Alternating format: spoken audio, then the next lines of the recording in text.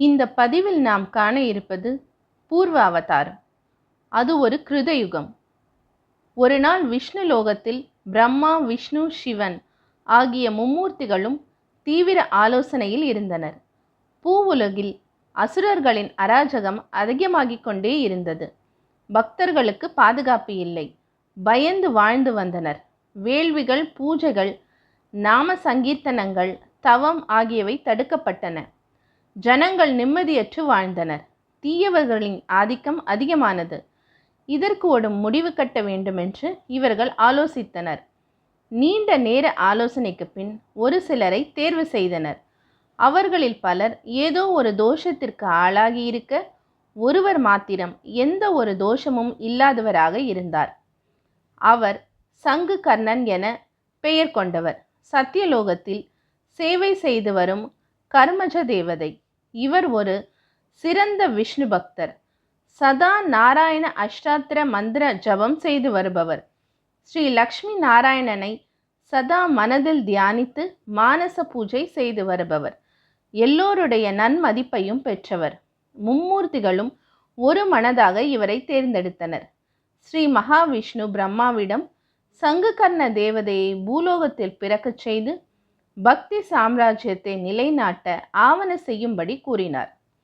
சில காலம் கழிந்தது.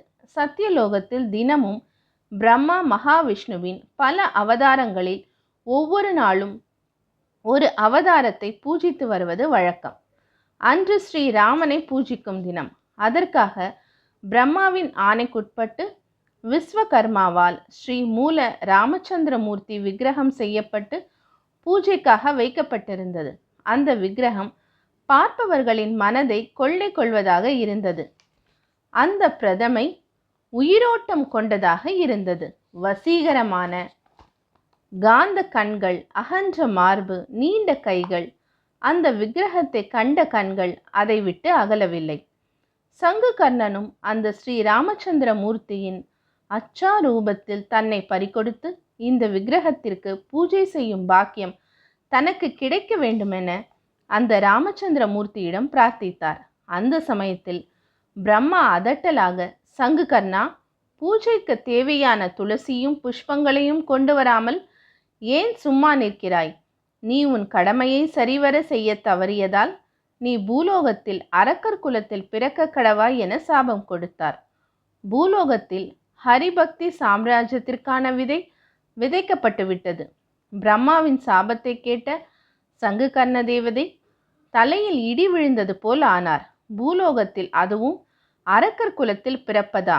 அராஜகத்திற்கு நான் துணை போக வேண்டுமா? தெய்வ நிந்தனை செய்ய வேண்டி வருமே என பலவாறாக வருந்தினார். சங்குகர்ண தேவதை சத்தியலோகத்தில் எந்த ஒரு போகத்தையும் விரும்பாதவர், பற்றற்று வாழ்பவர், சதா ஹரிஸ்மரணை செய்பவர். அவருக்கா இப்படிப்பட்ட சாபம் என மற்ற தேவதைகள் அதிர்ச்சியில் உறைந்தனர். அந்த சமயம் வாயுதேவர் சங்குகர்ணனை தனியாக அழைத்து, நீ இதற்காக வருந்தாதே. இது உனக்கு கிடைத்த வரம், சாபம் அல்ல. பூலோகத்தில் ஹரிபக்தியை பரப்பி மக்களை நல்வழிப்படுத்தி இறைவனின் அன்புக்கு பாத்திரமானவனாக இருப்பாய். நான் ஒவ்வொரு அவதாரத்திலும் உனக்கு துணை நின்று காப்பாற்றுவேன். கவலை வேண்டாம் என தைரியம் கூறினார். சங்குகர்ணனும் சமாதானமடைந்தார். இனி அடுத்த பதிவில் பிரகல்லாத அவதாரத்தை காண்போம்.